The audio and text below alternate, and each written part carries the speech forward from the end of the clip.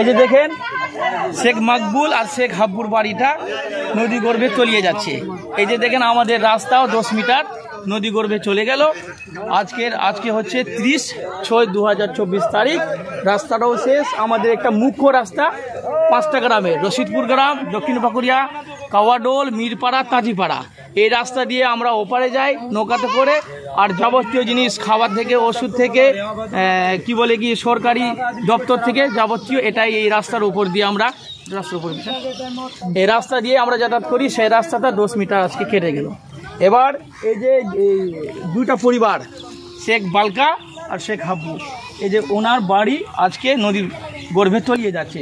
এবার ওনাদের সাথে আমরা একটু কথা বলে নিই, ও কি বলতে চাইছে। চাষিরা দাঁড়িয়ে আছেন। দাদা আপনার নামটা কি? শেখ হাজার। দাদা আপনার নাম? এই তোমার নামটা কি বাবু? তোমার নামটা কি? দাদা আপনার নামটা কি আছে? দীপক সরকার। আপনার কি চান?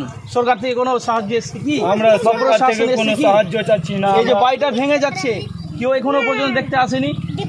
দেখতে এসছে কি বা কোনো সাহায্য করেছে কি? কোনো সাহায্য পাইনি। এই জায়গা করে দিয়েছে কি? এবার আপনারা কি চান? আমরা চাইছি এখন কি রশিদপুরে মানে লোকগুলা 1.5 বছর ধরে 2 বছর ধরে অ্যাপ্লিকেশন ব্লক পঞ্চায়েতে সব জায়গাতে পৌঁছে দিয়ে এখন অবধি কোনো কাজ হয়নি রশিদপুরে। আচ্ছা, কিন্তু আমরা আর এখন কোনো কাজ চাইছি না। ঠিক, এখন আমরা চাইছি কি রশিদপুর পুরো রশিদপুর সমুদ্র হয়ে যাক, তারপরে আমাদের কোনো ব্যবস্থা সরকার দিবে। কি হয়ে যাক? কি হয়ে যাক? মানে সমুদ্র হয়ে যাক, মানে আমাদের জমি আপনারা চাইছেন কি হয়ে যাবে, তারপরে সরকার আজ পর্যন্ত কোনো প্রশাসন থেকে আমাদের সাহায্য করতে আসলেন। আমরা চাই যে পুরো রশিদপুর গ্রামটা সমুদ্র হয়ে যায়। এই যে দেখতে পাচ্ছেন গ্রামবাসীদের বক্তব্য, ওনারা চাইছেন যেন রশিদপুর পুরো গ্রামটা সমুদ্র হয়ে যায়। প্রশাসন থেকে এখনো কোনো সহযোগিতা পাননি, তার জন্য পুরো গ্রামবাসী আতঙ্কিত রয়েছে, ভয়ভীত রয়েছে। কি করবে, কোথায় যাবে, কি খাবে, কি দাবে, কোনো ব্যবস্থা করা হয়নি। আজকের এই ভিডিওটা আজকে 30/6/2024, এই 30/6/2024 যে ভয়াবহ ভাঙন, এই ভাঙনটা দেখেন 10 মিটার রাস্তাও চলে গেছে, 2টা বাড়ি ভেঙে পড়ে গেল, আর 3য় বাড়িতে আমাদের ভাঙনটা ধরার চেষ্টা চলছে। আজকের এই আপডেট আমরা এই রশিদপুর গ্রাম থেকে পুরো গ্রামবাসীরা একত্রিত হয়ে এই শেখ বালকা আর শেখ হাব্বুর বাড়িতে উপস্থিত হয়েছেন। ওনাদের বক্তব্য কি রশিদপুর পুরো গ্রামটা যেন সমুদ্র হয়ে যায়। ওনাদের ক্ষোভ, ওনাদের আতঙ্কিত ভয়ের কারণে এই কথাটা তুলে ধরেছেন। যেহেতু সরকার পক্ষ থেকে বা প্রশাসন থেকে বা কোনো নেতা মন্ত্রী থেকে কোনো আজ পর্যন্ত সুরাহা হয়নি বা এসে দেখেও নি বা সান্ত্বনা দেওয়ার চেষ্টাও করা হয়নি। এই যে আজকে গ্রামবাসীর এই ক্ষোভ রয়েছে, এটাই তো। এই যে দেখেন ভাঙনের দুরবস্থা, ফাটলটা হয়ে গেছে। ফাটলটা এখানে বাড়ি তো ভেঙে পড়েই গেছে, আস্তে আস্তে সব বসে যাচ্ছে। এখানে একটা বাঁশ ঝাড় ছিল যেখানে নৌকাটা লাগানো আছে, সে বাঁশ ঝাড়টায় 10-15 মিটার আগে পড়লো।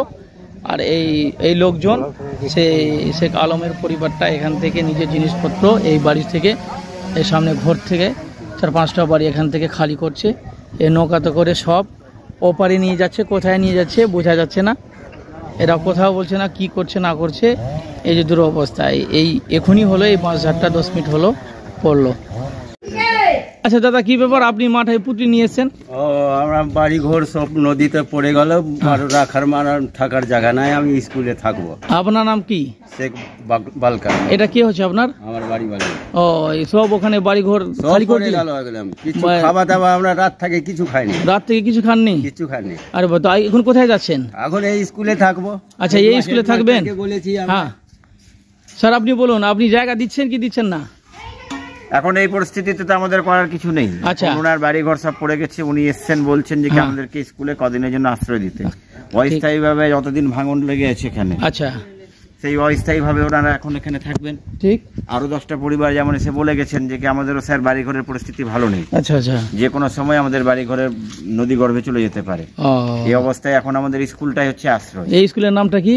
রশিদপুর প্রাথমিক বিদ্যালয়। রশিদপুর প্রাথমিক বিদ্যালয়। যাই হোক, স্কুলের পরিস্থিতি যে খুব ভালো তাও না। আচ্ছা, আমাদের স্কুলের ঠিক 200 মিটার পেছনেই কিন্তু নদী আছে। ও, যারা মনে করছেন এখন এটাই আমাদের ক্যামেরা পিছনে করলে দেখতে পাবেন। ও, ক্যামেরা পিছনে করলে দেখতে পাবো যে নদী তো সত্যি দেখা যাচ্ছে এখান থেকে স্পষ্ট। তো যাই হোক, তো আপনারা আজকে স্কুলে আশ্রয় নিচ্ছেন। জিনিসপত্র আর কোথায় আছে আপনাদের? ডাহরে রোডে পড়া আছে। আচ্ছা, ডেহরে পড়ে আছে, মানে আসছে জিনিসপত্রগুলো নিয়ে আসছেন না? এই যে আজকে আমাদের রশিদপুর স্কুলে শেখ বালকা নিজের পরিবার জিনিসপত্র সব কিছু নিয়ে স্কুলে প্রবেশ করলেন।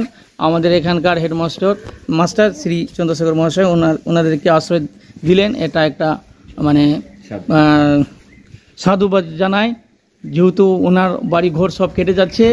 আজকে সব বাড়িঘর খালি, বিগত 3 দিন ধরে ও বাড়িঘর খালি করছে, আজকে পুরোপুরি খালি হয়ে গেছে। উনি আজকে রশিদপুর স্কুলে আশ্রয় নিলেন।